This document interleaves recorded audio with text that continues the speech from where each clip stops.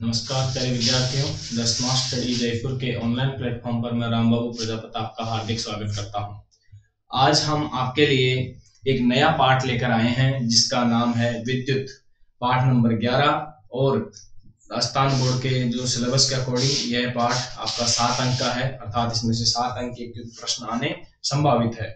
तो आपके लिए ये पाठ काफी महत्वपूर्ण रहने वाला है और काफी इंटरेस्टिंग ये पाठ है, क्योंकि जो विद्युत है, आज दैनिक जीवन में विद्युत का काफी महत्व हो गया है। और विद्युत के लिए जो हमारी सरकारें हैं, वे भी इसके लिए काफी बजट खर्च कर रही है और साथ में सौर पैनल और सौर ऊर्जा संयंत्र भी लगाने का प्रयास कर रही है और इसके लिए प्रयासरत है। और शायद आपको ये पता भी होगा कि राजस्थान में विश्व का सबसे बड़ा सोलर पैनल लग रहा है, जिसे हम सोलर पार्क के नाम से भी जानते हैं। तो आज हम विद्युत के बारे में पढ़ेंगे, जो हमारे दैनिक जीवन में काफी महत्वपूर्ण अर्थात अभिन्न अंग बन गया है। तो देखिए, विद्युत की बात करें तो विद्युत को पढ़ने से पहले आपको पता होना चाहिए कि विद्युत को हम सर्वप्रथम किस इकाई के द्वारा हम इसको शुरुआत करते हैं। तो देखिए, सबसे पहले हम बात करते हैं कि विद्युत आवेश के बिना संभव नहीं है। तो हम सबसे पहले बात करेंगे आवेश की। किसकी बात करेंगे? आवेश की बात करेंगे। आवेश की खोज किसने की? कूलाम नामक वैज्ञानिक ने आवेश की खोज की। किसने की? कूलाम नामक वैज्ञानिक ने। तो देखिए, आवेश की बात करें तो हम कुछ घटनाओं की बात करते हैं, कुछ ऐसी क्रियाएं करते हैं जिनसे हमें पता चले कि इसमें आवेश है या नहीं है। अक्सर आप लोगों ने सर्दियों में देखा होगा, जब ऊनी कपड़ों को हम झटकते हैं तो झटकने पर हमें अंधेरे कमरे में यदि जाकर उसे झटकेंगे तो हमें ऊनी कपड़ों में से बिल्कुल ऐसे चिंगारियां सी उत्पन्न होती हुई दिखाई देगी। साथ ही हम कई बार ऐसा देखते हैं कि जब बर्थडे या फिर ऐसे कोई ओकेजन में हम गुब्बारे को कपड़े पर या किसी फर्श पर रगड़कर उसे दीवार पर चिपकाते हैं तो वो चिपक जाता है। इसके अलावा हमने एक काम और किया होगा कि जब कंघी को बालों में घुमाते हैं, उसके पश्चात यदि हम उसको मिट्टी के पास लेकर जाते हैं तो मिट्टी के जो धूल के कण होते हैं वो कंघी पर आकर चिपकने लग जाते हैं। साथ ही हम देखते हैं कि कंघी को जब एक बार बालों में से हम घुमा लेते हैं तो बालों के आसपास ले जाने पर बाल अपने आप कंघी की ओर आकर्षित होना शुरू हो जाते हैं। इस बात को देखकर हमें यह संकेत मिलता है कि कंघी में कहीं ना कहीं बालों के संपर्क से कंघी में क्या उत्पन्न हुए हैं? आवेश उत्पन्न हुए हैं। क्या उत्पन्न हुए हैं? आवेश उत्पन्न हुए हैं। तो यहां से हम समझेंगे कि जब हम कंघी को बालों में घुमाते हैं और मिट्टी के पास लेकर जाते हैं तो मिट्टी के जो कण है वो किस प्रकार से कंघी से चिपक जाते हैं। तो ये भी किसका उदाहरण है? आवेशों के आकर्षण का उदाहरण है। साथ ही इसके अलावा हम जब देखते हैं कि जो किसी ऊनी कपड़े को हम अंधेरे कमरे में झटकते हैं तो उसमें से चिंगारियां उत्पन्न होती है, तो उन चिंगारियों का कारण भी क्या है? आवेश है। क्या है? आवेश। तो आज हम आवेश की बात करते हैं कि आवेश क्या है और कितने प्रकार का होता है। तो देखिए, सबसे पहले हम लिखेंगे कि आवेश 2 प्रकार के होते हैं। आवेश 2 प्रकार के होते हैं। कितने प्रकार के होते हैं? 2। कौन कौन से? तो पहला है धनावेश। पहला आवेश कौन सा है? धनावेश। और दूसरा आवेश है ऋणावेश। तो देखिए, आवेश कितने प्रकार के होते हैं? 2 प्रकार के होते हैं। पहला धनावेश और दूसरा ऋणावेश। धनावेश क्या होता है और ऋणावेश क्या होता है? तो देखिए, यदि किसी आवेश पर धन आवेश या फिर किसी ऐसे कहें हम कि किसी वस्तु पर यदि धन आवेश हो अर्थात पॉजिटिव चार्ज हो तो उसे हम धनावेश कहते हैं। किसी पर ऋणावेश हो तो हम उसे नेगेटिव चार्ज हो तो उसे हम ऋणावेश कहते हैं। अब होता क्या है कि जो धनावेश और ऋणावेश होते हैं, इनकी खास बात होती है और वो क्या होती है? देखिए, स्टार लगा के मैं लिख देता हूं कि विपरीत आवेश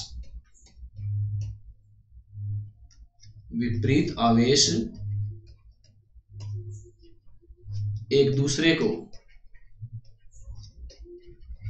एक दूसरे को आकर्षित करते हैं। विपरीत आवेश एक दूसरे को आकर्षित करते हैं, जबकि समान आवेश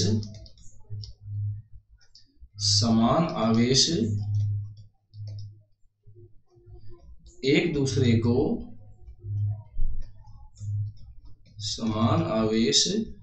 दूसरे को प्रतिकर्षित करते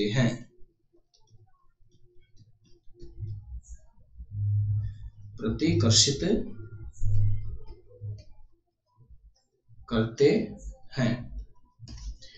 और ये जो आकर्षण और प्रतिकर्षण है ये किसके कारण से होता है? तो ये होता है इलेक्ट्रॉनों के कारण से। किसके कारण से होता है? इलेक्ट्रॉनों के कारण से होता है। तो देखिए, यदि किसी पदार्थ से इलेक्ट्रॉन यदि निकल जाते हैं, इलेक्ट्रॉनों की कमी हो जाती है, तो उस पर धनावेश चार्ज आ जाता है, और जिसमें इलेक्ट्रॉनों की वृद्धि हो जाती है उस पर ऋणावेश उत्पन्न हो जाता है।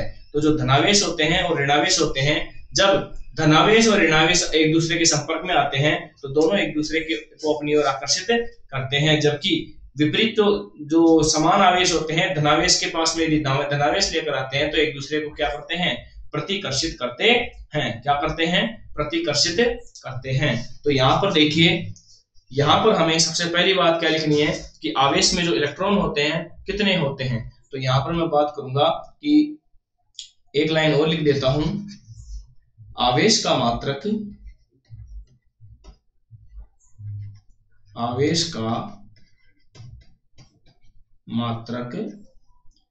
कूलाम होता है, जिसकी इसने खोज की थी। तो कूलाम के नाम पर ही इसके मात्रक का नाम पड़ा है कि आवेश का मात्रक क्या होता है?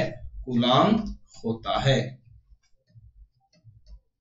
आवेश का मात्रक कूलाम होता है, और एक कूलाम आवेश में इलेक्ट्रॉन कितने होते हैं? तो ध्यान रखना, एक कूलाम आवेश में इलेक्ट्रॉनों की संख्या होती है 6 × 10⁻⁸, अर्थात 6 × 10⁸ 18 इलेक्ट्रॉन कितने होते हैं? ध्यान रखना, एक कूलाम आवेश में 6 × 10⁸ इलेक्ट्रॉन पाए जाते हैं। जबकि यदि हम बात करें कि एक इलेक्ट्रॉन में कितने आवेश होते हैं, बात करें एक इलेक्ट्रॉन, यदि हम एक इलेक्ट्रॉन की बात करें तो एक इलेक्ट्रॉन में 1.6 × 10⁻⁻19 कूलाम आवेश होता है। कितना आवेश होता है?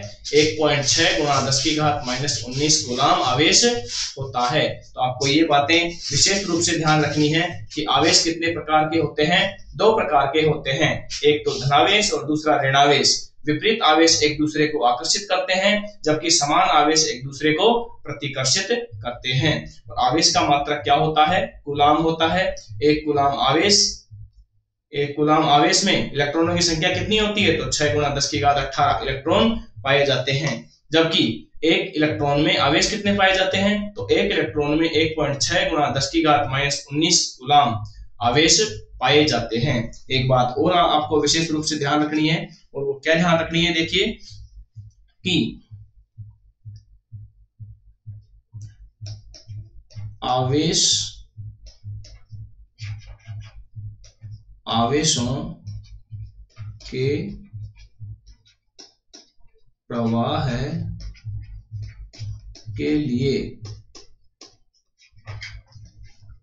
के प्रवाह के लिए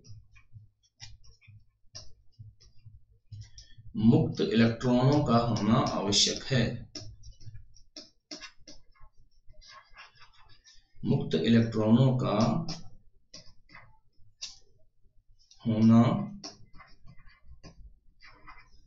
आवश्यक है।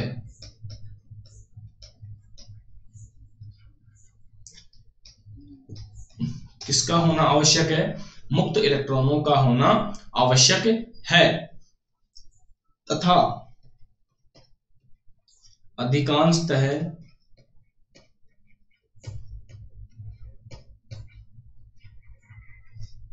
अधिकांशतः धातुएं आवेश प्रवाह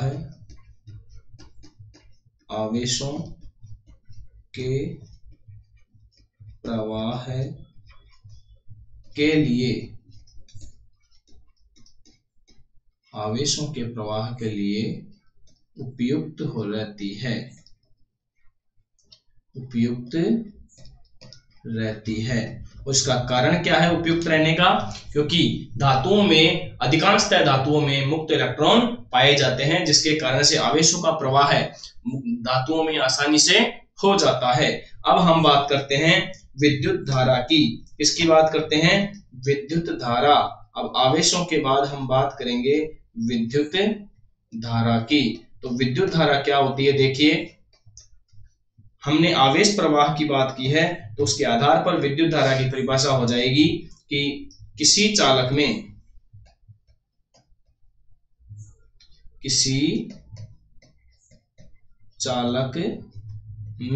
अब यहाँ चालक से क्या तात्पर्य है? चालक से तात्पर्य है धातुओं से, अर्थात वे पदार्थ जो आवेशों के प्रवाह में सहायक होते हैं, क्या कहलाते हैं? चालक। या हम कहें कि विद्युत धारा का प्रवाह करने में या विद्युत धारा का चालन करने में सहायक होते हैं, क्या कहलाते हैं? विद्युत के चालक कहलाते हैं। तो यहाँ चालक की बात हो रही है, तो हम विद्युत धारा की परिभाषा देते हैं। यहाँ पर क्या हो जाएगी कि किसी चालक में आवेश प्रवाह की दर, किसी चालक में आवेश प्रवाह की दर विद्युत धारा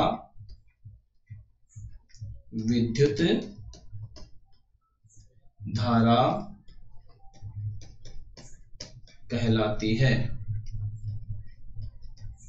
क्या कहलाती है? विद्युत धारा कहलाती है। तो यहां से देखिए, अपना टॉपिक मुख्य रूप से शुरू होता है, लेकिन उससे पहले हमें आवेशों की कुछ बातें पता होनी चाहिए। कि देखिए, सबसे पहले हम आवेशों की बात करें, मुख्य बात क्या पता होनी चाहिए कि जो यहाँ पर दे रखा है प्रश्न में कि 1 कूलाम आवेश में 1.6 गुना 10⁻18 इलेक्ट्रॉन होते हैं। ये क्वेश्चन कई बार प्रश्न पूछा जा सकता है, और इस बार भी जैसा कि आपको पता है कि वस्तुनिष्ठ प्रश्नों का वेटेज थोड़ा ज्यादा है, तो वस्तुनिष्ठ प्रश्नों में ये प्रश्न पूछा जा सकता है कि 1 कूलाम आवेश में कितने इलेक्ट्रॉन पाए जाते हैं, और वहां पर आपको 4 ऑप्शन मिलेंगे, उनमें से आपको एक आंसर देना पड़ेगा। दूसरा देखिए, 1 इलेक्ट्रॉन में आवेश कितने होते हैं?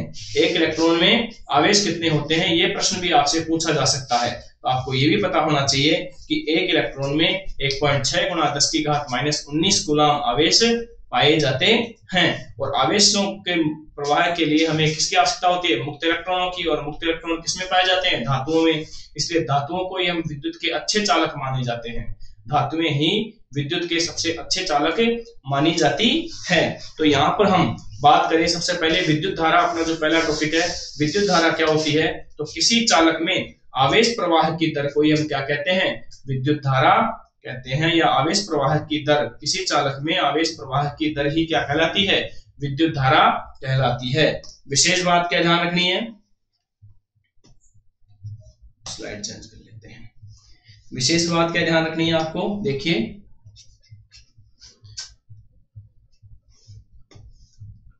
विद्युत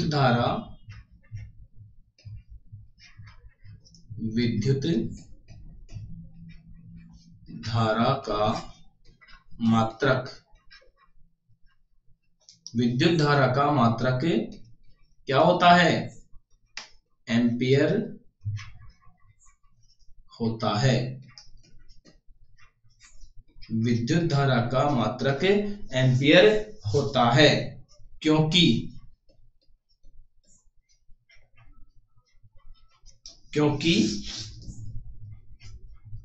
आंद्रे मेरी एम्पियर, क्योंकि आंद्रे मेरी एम्पियर नामक वैज्ञानिक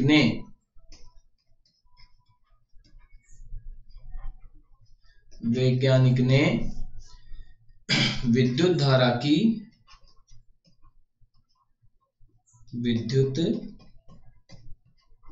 धारा की खोज की थी।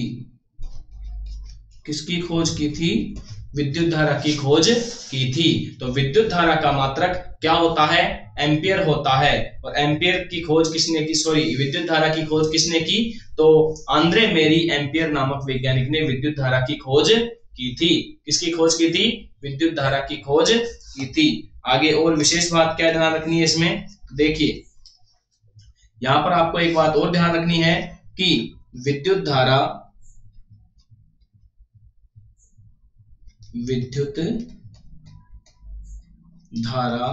को मापने के लिए विद्युत धारा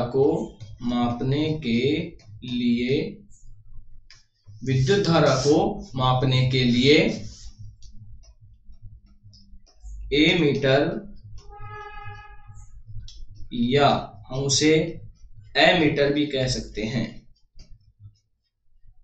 एमीटर या एमीटर का उपयोग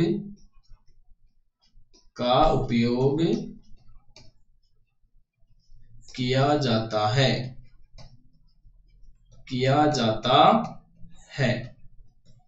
देखिए, क्या सीखा आपने यहां से? विद्युत धारा को मापने के लिए एमीटर या एमीटर का उपयोग किया जाता है। यह एक यंत्र होता है, उपकरण होता है जो परिपथ में लगाया जाता है। कहां लगाया जाता है? परिपथ में लगाया जाता है, ताकि पता लगा सके कि चालक में कितनी मान की विद्युत धारा प्रवाहित हो रही है, अर्थात विद्युत धारा का परिमाण क्या है। तो देखिए, एमीटर का उपयोग किया जाता है, परंतु ये एमीटर परिपथ में कैसे जोड़ा जाता है ये भी आपको पता होना चाहिए। तो नेक्स्ट लाइन में लिख रहा हूं यहां पे, एमीटर को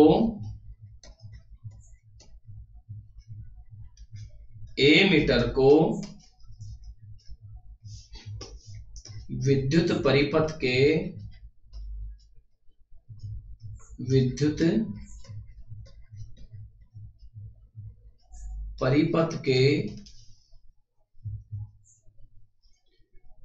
एमीटर को विद्युत परिपथ के श्रेणी क्रम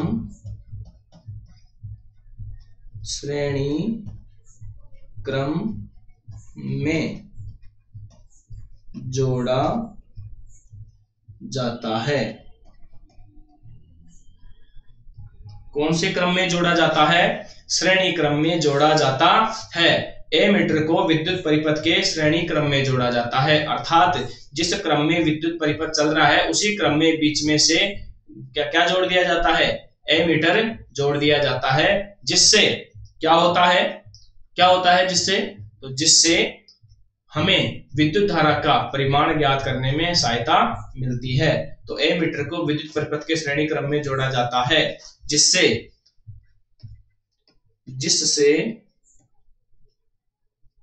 विद्युत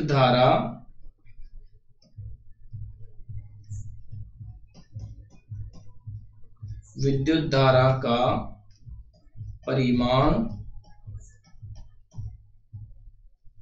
मापा जाता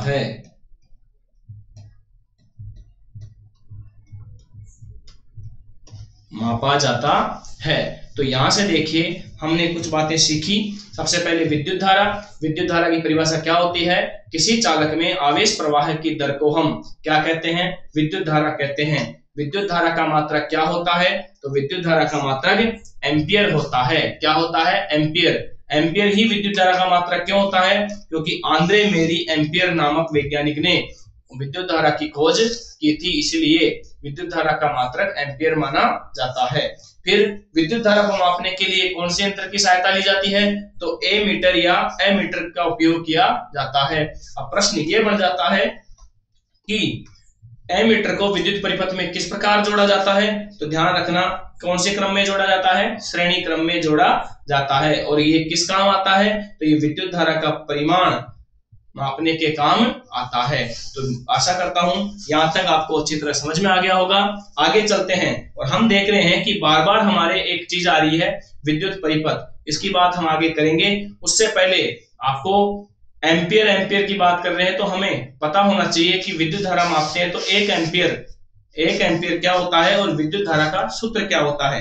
तो देखिए सबसे पहले हम सूत्र लिखते हैं। आवेश प्रवाह की दर बोल रहे हैं तो यहां पर समय की बात करेंगे तो ये देखिए एक बात विशेष और ध्यान रखनी है। क्या ध्यान रखनी है? विद्युत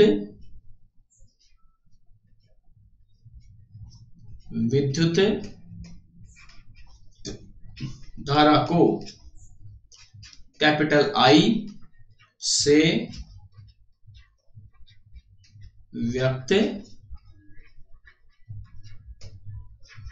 किया जाता है। किससे व्यक्त किया जाता है? विद्युत धारा को कैपिटल आई से व्यक्त किया जाता है। तो इसका सूत्र क्या हो जाएगा? देखो विद्युत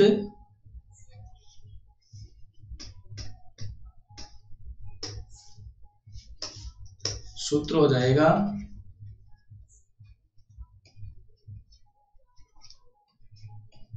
विद्युत धारा अर्थात कैपिटल आई बराबर आवेश बटा समय। आवेश बटा समय, या हम ऐसे कहें आवेश को कैपिटल क्यू से रिप्रेजेंट करते हैं और समय को टी से रिप्रेजेंट करते हैं। तो क्यू अपॉन टी क्या हो गया? क्यू अपॉन टी किसका सूत्र हो गया? ये विद्युत धारा का सूत्र हो गया है। तो इस आधार पर हम एक एम्पियर की परिभाषा भी दे सकते हैं कि एक एम्पियर की परिभाषा क्या हो जाएगी? एक एम्पियर देखिए एक एम्पियर की परिभाषा मैं यहां से देता हूं तो एक एम्पियर की परिभाषा क्या हो जाएगी?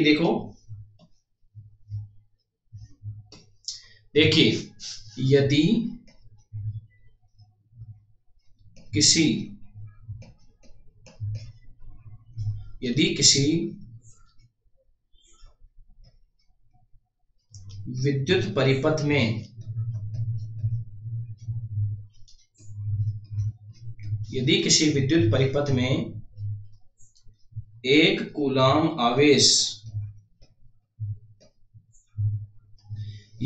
विद्युत परिपथ में एक कूलाम आवेश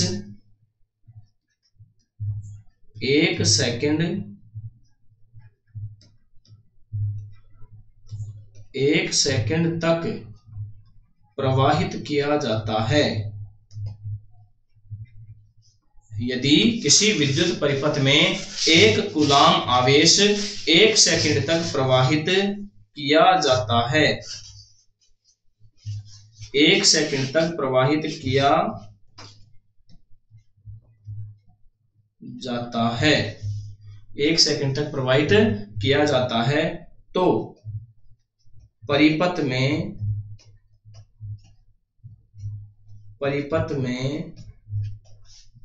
1 एम्पियर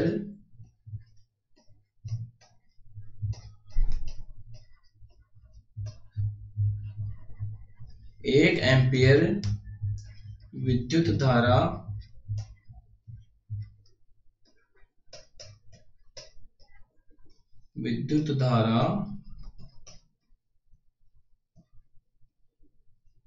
प्रवाहित होगी। तो देखिए यहां से आपको 1 एम्पियर की परिभाषा पता होनी चाहिए और परिभाषा क्या होती है? यदि किसी विद्युत परिपथ में एक कूलाम आवेश 1 सेकंड तक प्रवाहित किया जाता है तो परिपथ में 1 एम्पियर विद्युत धारा प्रवाहित होगी। कितने एम्पियर? 1 एम्पियर विद्युत धारा प्रवाहित होगी, जहां पे आवेश तो 1 कूलाम है और समय कितना लग रहा है? 1 सेकंड। तो 1 सेकंड तक प्रवाहित किया जाता है यदि 1 कूलाम आवेश, तो परिपथ में प्रवाहित होने वाली विद्युत धारा कितने एम्पियर होगी? 1 एम्पियर होगी। तो ये आशा करता हूं आपको विद्युत धारा का ये टॉपिक समझ में आया होगा। नेक्स्ट आगे चलते हैं हम और हम पढ़ते हैं विद्युत परिपथ, क्योंकि बार बार हम एक शब्द काम में ले रहे हैं, विद्युत परिपथ।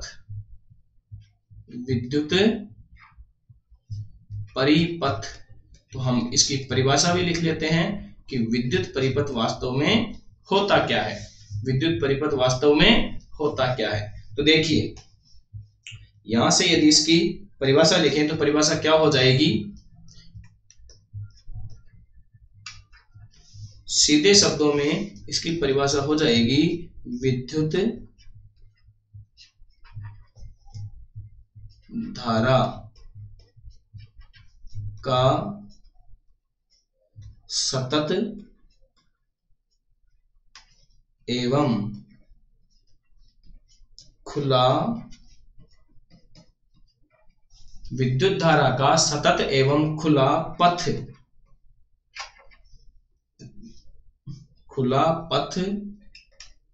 ही विद्युत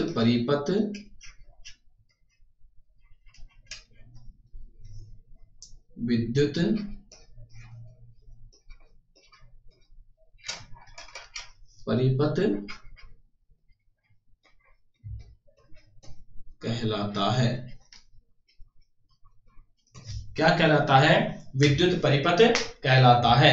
विद्युत धारा का सतत एवं खुला पथ ही क्या कहलाता है? विद्युत परिपथ कहलाता है। और विद्युत परिपथ किससे बनता है? तो विभिन्न प्रकार के विद्युत उपकरणों को जब संयोजित किया जाता है तो उनसे बनने वाला जो पथ होता है उसी को हम विद्युत परिपथ कहते हैं। तो इसकी परिभाषा हम ऐसे भी लिख सकते हैं, अर्थात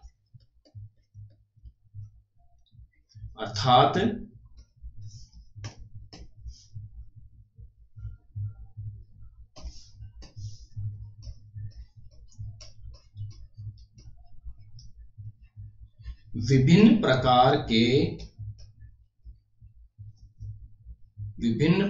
की विद्युत युक्तियों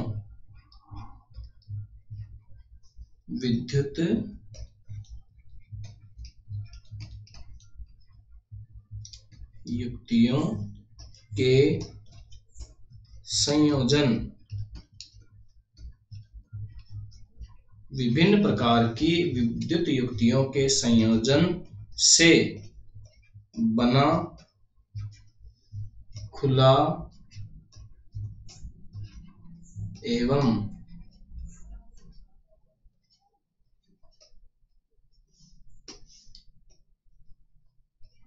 बंद पथ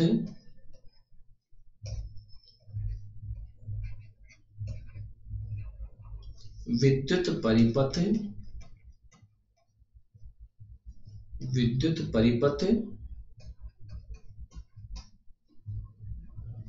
कहलाता है। क्या कहलाता है? विद्युत परिपथ कहलाता है। विभिन्न प्रकार की विद्युत युक्तियों के संयोजन से बना खुला एवं बंद पथ क्या कहलाता है?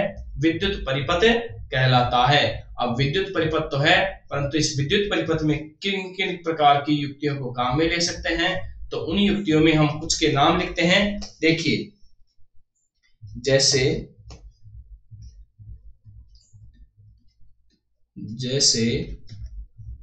विद्युत सेल,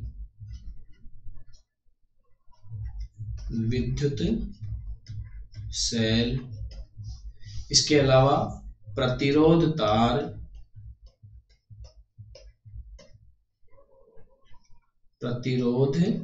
तार, स्विच, बल्ब के अलावा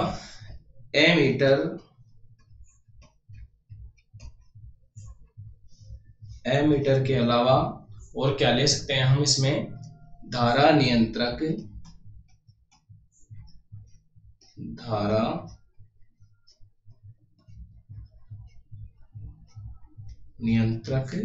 आदि।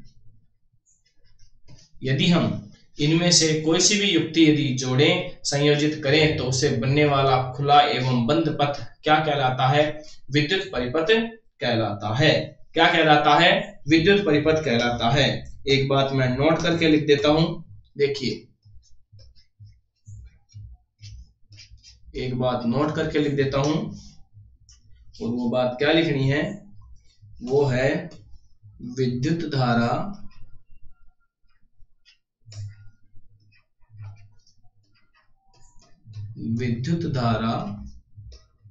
सदैव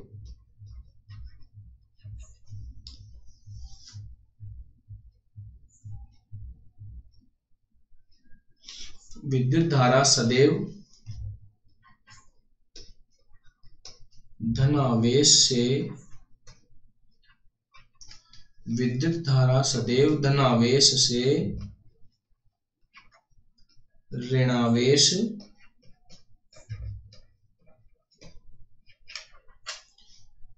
विद्युत धारा सदैव धनावेश से ऋणावेश की ओर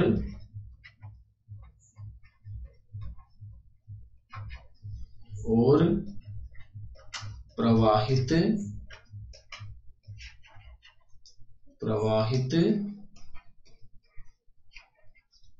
होती है। देखिए, विद्युत धारा सदैव धनावेश से ऋणावेश की ओर प्रवाहित होती है। ये विद्युत धारा का टॉपिक और विद्युत परिपथ का टॉपिक कंप्लीट होता है। आगे हम चलते हैं और एक नया टॉपिक लेते हैं जिसका नाम है विद्युत विभव। क्या नाम है? विद्युत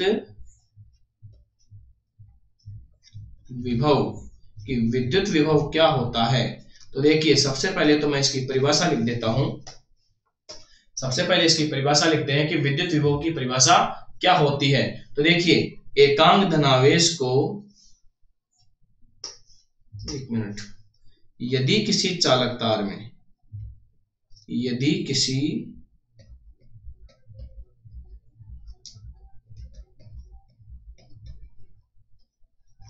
चालक तार में एकांक धनावेश को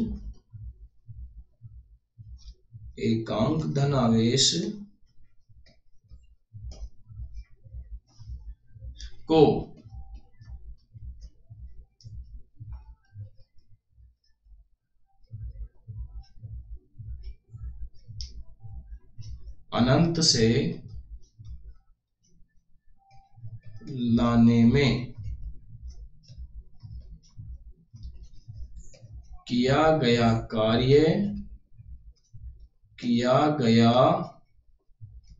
कार्य ही विद्युत विभव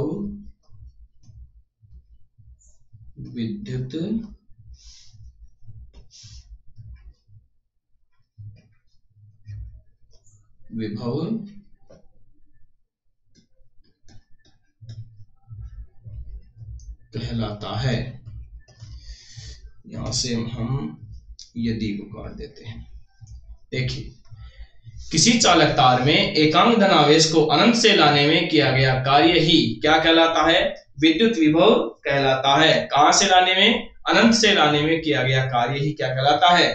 विद्युत विभव कहलाता है। मतलब यदि किसी एकांक धनावेश को हम अनंत से ला रहे हैं तो लाने में जो कार्य किया जा रहा है उस कार्य को ही हम क्या कहते हैं? विद्युत विभव कहते हैं।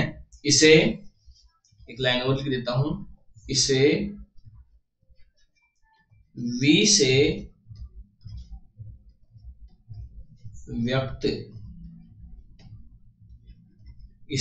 से व्यक्त किया जाता है। इसे V से व्यक्त किया जाता है। तो देखिए, V से व्यक्त करेंगे तो यहां पर विद्युत विभव का सूत्र हो जाएगा। देखिए, विद्युत विभव का सूत्र यहां पर हो जाएगा V बराबर W अपॉन Q, जहां मैं इधर लिख देता हूं, जहां W बराबर है एकांक धनावेश को लाने में किया गया कार्य। एकांक धनावेश को लाने में किया गया कार्य। और यहां पर Q क्या है? Q है एकांक धनावेश।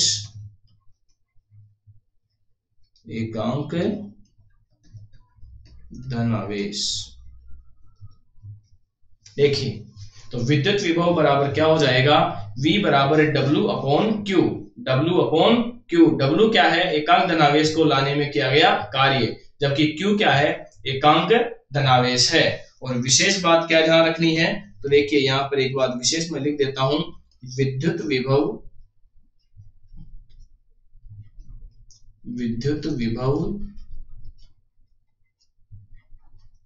का मात्रक, विद्युत विभव का मात्रक वोल्ट होता है। क्या होता है, वोल्ट होता है। ये आपका विद्युत विभव का टॉपिक कंप्लीट होता है। अब हम बात करते हैं एक और नए टॉपिक की, जिसका नाम है विद्युत विभवांतर। विद्युत विभवांतर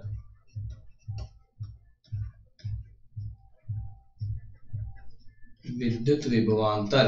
तो देखिए, जिस प्रकार से विद्युत विभव के बारे में पढ़ा, विभवांतर के बारे में पढ़ते हैं। विभवांतर अर्थात विभवों में अंतर। किसमें अंतर, विभवों में अंतर। तो यहां पर हम बात करेंगे चालक, किसी चालक तार के कोई भी दो बिंदुओं के मध्य में जो विभव उत्पन्न होते हैं, उन विभवों में कितना अंतर है, उस अंतर को ही हम क्या कहते हैं, विभवांतर कहते हैं। तो यहां पर मैं विभवांतर की परिभाषा लिखता हूं और सबसे पहले लिखूंगा, विभवों में अंतर ही विभवांतर है।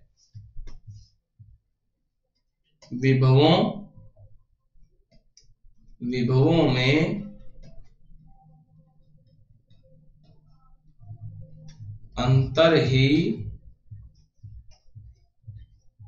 विभवांतर कहलाता है।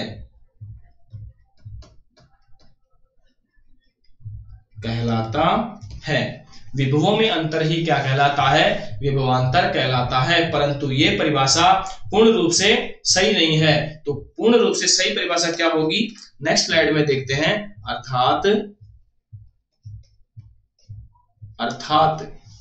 किसी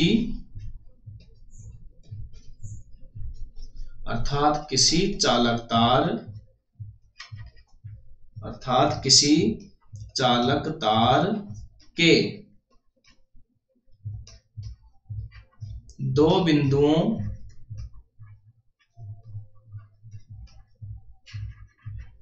दो बिंदुओं के मध्य, किसी चालक तार के दो बिंदुओं के मध्य सिरों पर उत्पन्न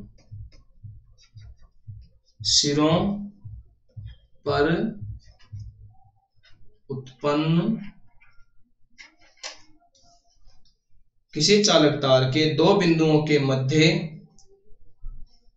मैंने गलत हो गया थोड़ा सा, किसी चालक तार के दो बिंदुओं के मध्य एकांक धनावेश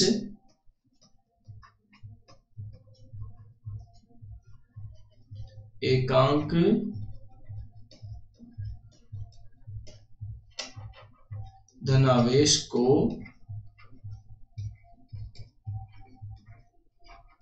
लाने में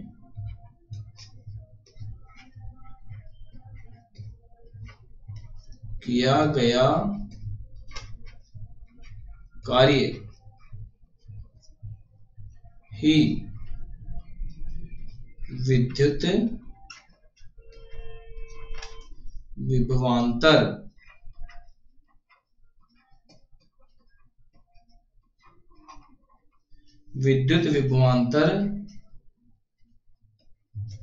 कहलाता है। विद्युत विभवांतर कहलाता है।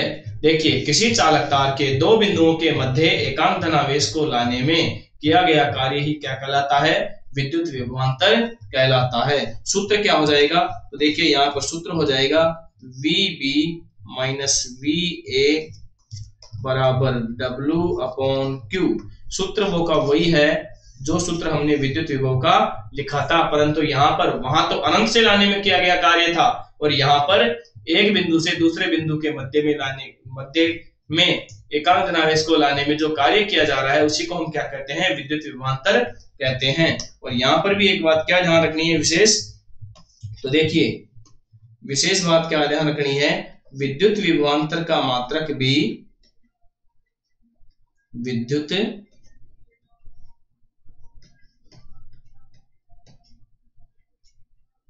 विभवांतर का मात्रक भी वोल्ट ही होता है, वोल्ट ही होता है। तो देखिए विद्युत विभवांतर का मात्रक भी क्या होता है, वोल्ट ही होता है। और वोल्ट होता है तो इसे मापने का कोई यंत्र होगा, जैसे विद्युत धारा को मापने का कोई यंत्र होता है वैसे विभवांतर को मापने का भी कोई यंत्र होता होगा, तो उसे हम क्या कहते हैं, वोल्टमीटर कहते हैं। क्या कहते हैं, वोल्टमीटर। और इसकी खोज किसने की थी, ऑस्ट्रा वोल्टा नामक एक वैज्ञानिक हुए थे जिसने विभवांतर की खोज की थी। इसी उन्हीं के नाम पर इसका मात्रक क्या पड़ गया, वोल्ट। तो यहां पर एक बात और लिखेंगे, विद्युत विभवांतर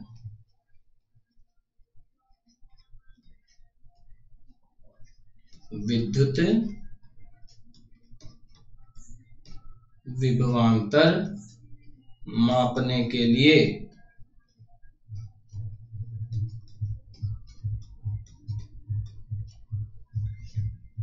वोल्टमीटर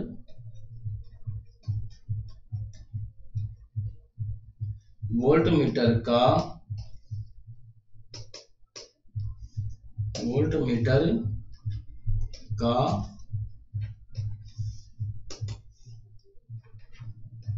उपयोग किया जाता है। किसका उपयोग किया जाता है, वोल्टमीटर का उपयोग किया जाता है। अब वोल्टमीटर का उपयोग किया जाता है तो यहां से अब एक बात और ध्यान रखनी पड़ेगी कि जैसे हमने एमीटर की बात की थी, तो एमीटर को विद्युत परिपथ के श्रेणी क्रम में जोड़ा जाता था, तो यहाँ पर वोल्टमीटर को कौन से क्रम में जोड़ेंगे, तो ध्यान रखना है कि ये बात भी आपको विशेष ध्यान रखनी है कि वोल्टमीटर को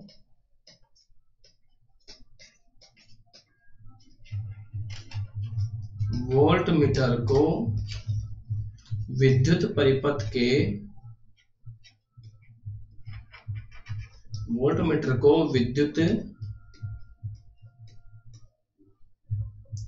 परिपथ के पार्श्व क्रम अर्थात इसे बोलते हैं समांतर क्रम में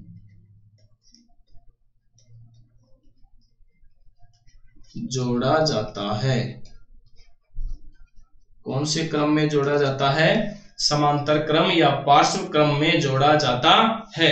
तो देखिए आपको यहां से दोनों प्रश्न याद रखने हैं, विद्युत धारा को मापने के लिए एमीटर का प्रयोग करते हैं, जबकि विभवांतर को मापने के लिए हम वोल्टमीटर का उपयोग करते हैं। एमीटर को हम विद्युत परिपथ के श्रेणी क्रम में जोड़ते हैं, जबकि वोल्टमीटर को हम पार्श्व क्रम अर्थात समांतर क्रम में जोड़ते हैं। तो ये दोनों के दो प्रश्न आपको याद रखने हैं। ये प्रश्न एग्जाम में पूछे जाते हैं और वस्तुनिष्ठ प्रश्न के रूप में पूछ लिए जाते हैं। आगे चलते हम, जैसे हमने 1 एम्पीयर की परिभाषा लिखी थी वैसे हम 1 वोल्ट की परिभाषा भी लिखेंगे। तो कैसे लिखेंगे, देखो यहाँ पर टॉपिक डालते हैं, 1 वोल्ट 1 वोल्ट बराबर क्या होता है। तो देखिए परिभाषा क्या हो जाएगी, 1 कूलाम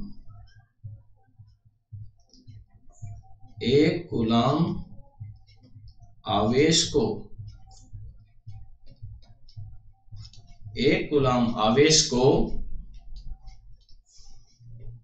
1 मिनट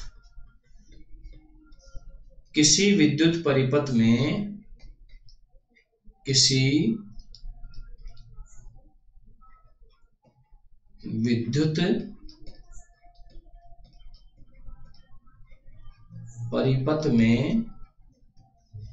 विद्युत परिपथ में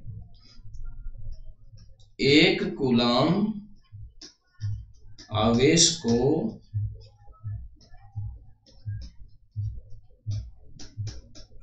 लाने में लाने में 1 जूल कार्य किया जाता है तो चालक के सिरों पर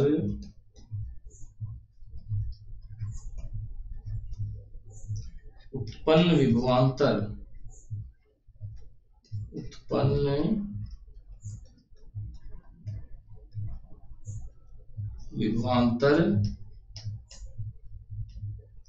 1 वोल्ट होगा। कितना होगा? 1 वोल्ट होगा। तो देखिए, किसी विद्युत परिपथ में 1 कूलाम आवेश को लाने में 1 जूल कार्य किया जाता है। कितना कार्य किया जाता है? 1 जूल कार्य किया जाता है। तो चालक के सिरों पर उत्पन्न विभवांतर कितना होगा? 1 वोल्ट होगा। कितना होगा? 1 वोल्ट होगा। आगे हम चलते हैं और नया टॉपिक लेते हैं। देखिए, यहाँ पर विद्युत विभवांतर का टॉपिक भी कंप्लीट होता है। आगे हम बात करते हैं विद्युत परिपथ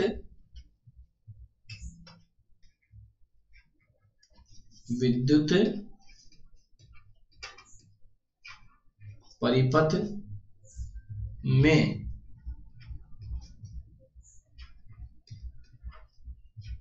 काम आने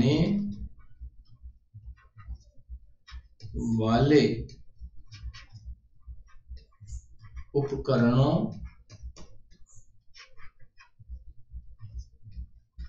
के संकेत कि उनको हम किस प्रकार से व्यक्त करते हैं। तो संकेतों की बात करते हैं कि विद्युत परिपथ में काम आने वाले उपकरणों के संकेत क्या क्या है। तो सबसे पहले हम बात करते हैं, देखिए, 1 नंबर पे हम बात करेंगे विद्युत सेल की। किसकी बात करेंगे?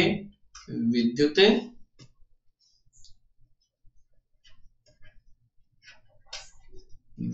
सेल कि विद्युत सेल का यहां पर चिन्ह कैसा होता है। तो देखिए, विद्युत सेल का चिन्ह कैसा होगा? इस प्रकार से, एक यहां पर खड़ी लाइन, एक छोटी लाइन। जो खड़ी लाइन बड़ी है उसको प्लस और छोटी वाली को माइनस। ये किसका साइन है? विद्युत सेल का। यदि हम एक साथ 2 सेलों का संयोजन करें तो सेलों का संयोजन, तो देखिए, एक साथ 2 या 2 से अधिक सेल यदि हम जोड़ते हैं तो उनका संकेत किस प्रकार का होगा। तो देखिए, एक बड़ा चिन्ह, छोटा चिन्ह, फिर बड़ा चिन्ह, फिर छोटा चिन्ह, फिर बड़ा चिन्ह, फिर छोटा चिन्ह, एक साथ यहां plus minus, plus minus, plus minus. आगे बात समझ में? तो इस प्रकार से 2-3 सेलों का संयोजन किया जाता है। तीसरा हम देखते हैं, विद्युत सेल के पश्चात तीसरा हो जाएगा आपका, विद्युत सेल हो गया, सेलों का संयोजन हो गया, प्रतिरोध तार।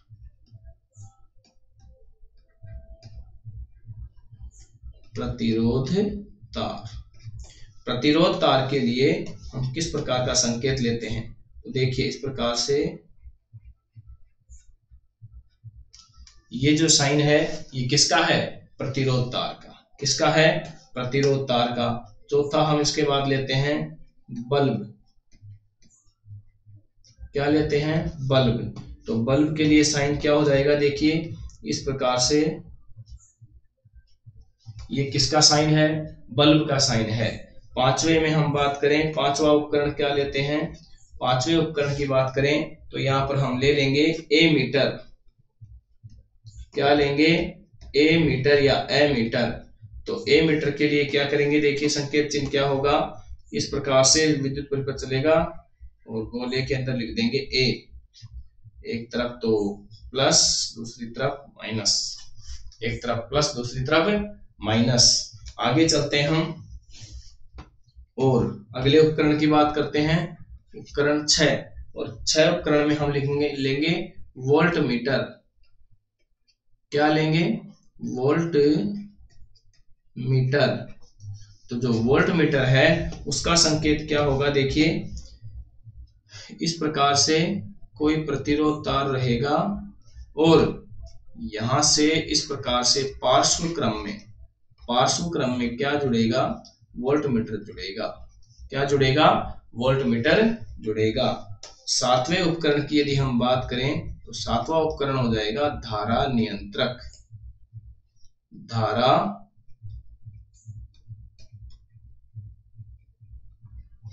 नियंत्रक। और धारा नियंत्रक का चिन्ह कैसा होगा, देखिए सबसे पहले तो हम इस प्रकार से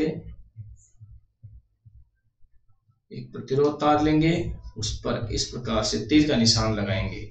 तो ये जो चिन्ह है किसका है, धारा नियंत्रक का। किसका है, धारा नियंत्रक का। इसका एक साइन और होता है, मैं इधर बना देता हूं इस प्रकार से, ये प्रतिरोध तार हो गया और इधर से इस प्रकार से ये साइन भी किसका है, ये भी धारा नियंत्रक का ही साइन है। नेक्स्ट अगला उपकरण लेते हैं हम, उपकरण 8 स्विच, या हम ऐसे कहें खुला स्विच अर्थात चालू स्विच की बात करें तो चालू स्विच का संकेत क्या होगा।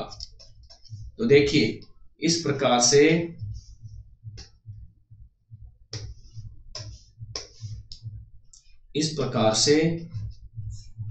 परिपथ में ये जो स्विच है कैसा स्विच होगा, खुला स्विच। यदि हम बंद स्विच की बात करें, किसकी बात करें, बंद स्विच की बात करें तो बंद स्विच यहां हो जाएगा, देखिए साइन वो का वही रहेगा, बीच में एक बिंदी और लगा देंगे जिससे पता चलेगा कि स्विच कैसा है, बंद है। स्विच कैसा है, बंद है। तो इसके पश्चात और कोई उपकरण यदि हम लेते हैं, जैसे एमीटर हो गया, वोल्ट मीटर हो गया, धारा नियंत्रक हो गया, खुला स्विच हो गया, बंद स्विच हो गया। अब और तो कोई उपकरण क्या रहा है, बस इतने ही उपकरण है। 9 उपकरणों की बात हमने की है। तो देखिए यहाँ पर विद्युत परिपथ में काम आने वाले कुछ उपकरणों के बारे में हमने लिखा है कि विद्युत सेल क्या है, इसके अलावा सेलों का संयोजन किस प्रकार से किया जाता है, प्रतिरोध तार के जो है वो किस प्रकार से लिखा जाता है, और साथ ही बल्ब का जो साइन है वो कैसा है, ए मीटर का जो संकेत है वो कैसा है। यहाँ पर देखिए प्रतिरोध को हम आर से रिप्रेजेंट भी करते हैं। और इसके अलावा ए मीटर के पश्चात बात करें वोल्टमीटर की, तो वोल्टमीटर के लिए इस प्रकार से पार्श्वक्रम में जोड़ा जाता है, जबकि जो धारा नियंत्रक होता है उसका चिन्ह इस प्रकार से 2 तरह से होता है, दोनों में से कोई सा भी हो सकता है। और इसको हम आर एच से रिप्रेजेंट करते हैं धारा नियंत्रक को। खुला स्विच कैसा रहेगा, बिल्कुल खुला दिखेगा, और बंद स्विच बीच में बिंदी आएगी, और इसे की फॉर कुंजी से इसे रिप्रेजेंट करते हैं। तो ये आपके विद्युत परिपथ में काम आने वाले कुछ उपकरणों के संकेत मैंने आपको बताए हैं। आशा करता हूं आपको इस कक्षा में जो भी मैंने आपको टॉपिक समझाए थे वो सारे टॉपिक आपको समझ में आए होंगे। देखिए सबसे पहले हमने बात की थी आवेशों की। आवेश 2 प्रकार के होते हैं, पहला धनावेश, दूसरा ऋणावेश। मुख्य बात क्या ध्यान रखनी है, क्योंकि अगर हम आवेश को ही पढ़े तो ये काफी लंबा टॉपिक है, हमें आवेश की बात नहीं करनी, हमें किसकी बात करनी है, विद्युत की। तो आवेशों में आपको केवल एक ही बात ध्यान रखनी है कि विपरीत आवेश एक दूसरे को आकर्षित करते हैं, जबकि समान आवेश एक दूसरे को प्रतिकर्षित करते हैं। और आवेश का मात्रक क्या होता है, कूलाम होता है। एक कूलाम आवेश में इलेक्ट्रॉन कितने पाए जाते हैं, तो 6 × 10⁻18 इलेक्ट्रॉन पाए जाते हैं। जबकि यदि हम बात करें एक इलेक्ट्रॉन में आवेशों की मात्रा कितनी होती है, तो 1.6 × 10⁻−19 कूलाम आवेश एक इलेक्ट्रॉन में पाए जाते हैं। आवेशों के प्रवाह के लिए किसकी आवश्यकता होती है, मुक्त इलेक्ट्रॉनों की। मुक्त इलेक्ट्रॉन किसमें पाए जाते हैं, अधिकांशतः धातुओं में पाए जाते हैं, इसलिए धातुओं को विद्युत की सबसे अच्छे चालकों में से माना गया है। बात करें विद्युत धारा की, तो विद्युत धारा की परिभाषा हो जाएगी, किसी चालक में आवेश प्रवाह की दर को ही हम क्या कहते हैं, विद्युत धारा कहते हैं। किसी चालक में आवेश प्रवाह की दर को ही हम क्या कहते हैं, विद्युत धारा कहते हैं। और विद्युत धारा का मात्रक क्या होता है, तो विद्युत धारा का मात्रक एम्पियर होता है। क्या होता है, एम्पियर होता है। क्योंकि एम्पियर ही क्यों होता है, तो क्योंकि आंद्रे मेरी एम्पियर नामक का एक वैज्ञानिक हुआ था, फ्रांसीसी वैज्ञानिक था। इसी वैज्ञानिक ने विद्युत धारा की खोज की थी, इसलिए इसी के नाम पर विद्युत धारा का जो मात्रक है वो क्या पड़ा, एम्पियर। और विद्युत धारा को मापने के लिए किस यंत्र का उपयोग किया जाता है? तो एमीटर या एमीटर का उपयोग किया जाता है। एमीटर को विद्युत परिपथ के कौन से क्रम में जोड़ा जाता है? तो श्रेणी क्रम में जोड़ा जाता है। क्यों? क्योंकि इससे विद्युत धारा का परिमाण मापा जाता है। आगे चलते हैं हम। विद्युत धारा को किससे रिप्रेजेंट करते हैं? तो विद्युत धारा को कैपिटल आई से व्यक्त किया जाता है। तो विद्युत धारा का सूत्र क्या हो जाएगा? विद्युत धारा अर्थात आई बराबर आवेश बटा समय या Q अपॉन T। 1 एम्पीयर की परिभाषा दे देते हैं। तो परिभाषा हो जाएगी, यदि किसी विद्युत परिपथ में 1 कूलाम आवेश 1 सेकंड तक प्रवाहित किया जाता है। कितना आवेश? 1 कूलाम आवेश 1 सेकंड तक यदि किसी परिपथ में प्रवाहित किया जाता है तो परिपथ में 1 एम्पीयर विद्युत धारा प्रवाहित होगी। कितनी धारा? 1 एम्पीयर विद्युत धारा प्रवाहित होगी। आगे चलते हैं। विद्युत परिपथ क्या होता है? विद्युत धारा का सतत एवं खुला पथ ही क्या कहलाता है? विद्युत परिपथ कहलाता है। ये परिभाषा आपके लिए सफिशिएंट नहीं रहेगी, इसलिए हमने एक और परिभाषा लिखी है कि विभिन्न प्रकार की विद्युत युक्तियों के संयोजन से बना खुला एवं बंद पथ ही क्या कहलाता है? विद्युत परिपथ कहलाता है। और इस विद्युत परिपथ में कौन कौन सी युक्तियां हम काम में ले सकते हैं? तो उसमें देखिए मैंने कुछ नाम बताए आपको, जैसे विद्युत सेल हो गया, प्रतिरोध तार हो गया, स्विच हो गया, बल्ब हो गया, एमीटर हो गया, धारा नियंत्रक हो गया। ये कुछ उपकरणों के नाम मैंने लिखे हैं जो किसमें काम आते हैं? विद्युत परिपथ में काम आते हैं। आगे चलते हैं। विद्युत धारा सदैव धनावेश से ऋणावेश की ओर प्रवाहित होती है। किधर प्रवाहित होती है? धनावेश से ऋणावेश की ओर प्रवाहित होती है। आगे चलते हैं। नया टॉपिक विद्युत विभव। तो विद्युत विभव की परिभाषा क्या होगी? किसी चालक तार में एकांक धनावेश को अनंत से लाने में किया गया कार्य ही क्या कहलाता है? विद्युत विभव कहलाता है। कहां से लाने में? अनंत से। किसको लाने में? एकांक धनावेश को। तो किसी चालक तार में एकांक धनावेश को अनंत से लाने में किया गया कार्य ही क्या कहलाता है? विद्युत विभव कहलाता है। इसे V से व्यक्त किया जाता है। किससे व्यक्त किया जाता है? स्मॉल v से व्यक्त किया जाता है। तो सूत्र हो जाएगा विद्युत विभव V बराबर W अपॉन Q, जहां W बराबर क्या है? एकांक धनावेश को लाने में किया गया कार्य है, जबकि Q क्या है? एकांक धनावेश है। विद्युत विभव का मात्रक वोल्ट होता है। बात करें विद्युत विभवांतर की, तो विभवों में अंतर ही क्या कहलाता है? विद्युत विभवांतर कहलाता है। आगे बात करें, अर्थात किसी चालक तार के 2 बिंदुओं के मध्य एकांक धनावेश को लाने में किया गया कार्य ही विद्युत विभवांतर कहलाता है। 2 बिंदुओं के मध्य एकांक धनावेश को लाने में किया गया कार्य ही क्या कहलाता है? विद्युत विभवांतर कहलाता है। सूत्र हो गया VB माइनस VA बराबर W अपॉन Q। W क्या है? किया गया कार्य, जबकि Q क्या है? एकांक धनावेश। तो विद्युत विभवांतर का मात्रक भी क्या होता है? वोल्ट ही होता है। क्या होता है? वोल्ट। क्यों? क्योंकि फर्क इतना ही है कि एक में तो अनंत से लाने में कार्य हो रहा है, एक में 2 बिंदुओं के मध्य में लाने में कार्य हो रहा है, और दोनों में किसको ला रहे हैं? आवेश को। तो विद्युत विभवांतर मापने के लिए वोल्ट मीटर का उपयोग किया जाता है। किसका उपयोग किया जाता है? वोल्ट मीटर का उपयोग किया जाता है। किसका उपयोग किया जाता है? वोल्ट मीटर का उपयोग किया जाता है। और वोल्ट मीटर को परिपथ में कौन से क्रम में जोड़ा जाता है? तो वोल्ट मीटर को विद्युत परिपथ के पार्श्व क्रम अर्थात समांतर क्रम संयोजन में जोड़ा जाता है। यहां से 1 वोल्ट की परिभाषा क्या हो जाएगी? किसी विद्युत परिपथ में किसी विद्युत परिपथ में 1 कूलाम आवेश को, कितने आवेश को? 1 कूलाम आवेश को लाने में 1 जूल कार्य किया जाता है, तो चालक के सिरों पर उत्पन्न विभवांतर कितना होता है? 1 वोल्ट होगा। फिर हमने विद्युत परिपथ में काम आने वाले कुछ उपकरणों के संकेतों के बारे में बात की। सबसे पहले हमने विद्युत सेल की बात की। तो विद्युत सेल के लिए, किसके लिए? विद्युत सेल के लिए चिन्ह इस प्रकार से होता है। अगर 2 या 2 से अधिक सेलों का संयोजन करना हो तो हम 2-3 सेल एक साथ जोड़ देते हैं। प्रतिरोध तार के लिए हम इस प्रकार से जिगजैग करके एक तार बनाते हैं, उसके ऊपर R लिख देते हैं, तो ये क्या माना जाता है? प्रतिरोध तार। बल्ब के लिए हम इस प्रकार का साइन लेते हैं और इसे B से रिप्रेजेंट करते हैं। एमीटर के लिए श्रेणी क्रम में एमीटर जोड़ा जाता है, और वोल्टमीटर के लिए पार्श्व क्रम अर्थात समांतर क्रम में वोल्टमीटर जोड़ा जाता है। धारा नियंत्रक का साइन मैंने आपको बताया रखा है। खुले स्विच में बिंदी बीच में नहीं आती है, जबकि बंद स्विच में बिंदी बीच में आती है। तो ये आपके सारे संकेत कंप्लीट होते हैं।